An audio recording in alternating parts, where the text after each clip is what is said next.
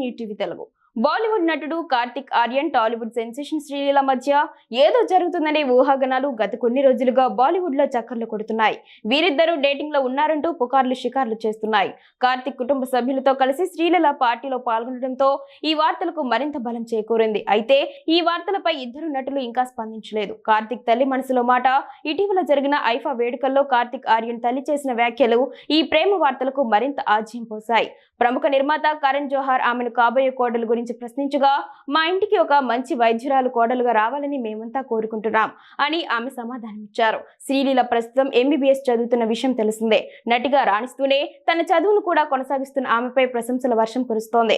కార్తిక్ తల్లి చేసిన వ్యాఖ్యలు శ్రీలీలను ఉద్దేశించి చేశారని చాలా మంది భావిస్తున్నారు. ఇద్దరు నటులు ఈ విషయంపై మౌనం వహించడం వారి అభిమానుల్లో మరింత ఆసక్తిని రేకెత్తిస్తోంది. ఈ ప్రేమ వార్తల్లో నిజమెంత? ఒకవేళ నిజమైతే వీరిద్దరూ తమ బంధాన్ని ఎప్పుడు అధికారికంగా ప్రకటిస్తారో చూడాలి.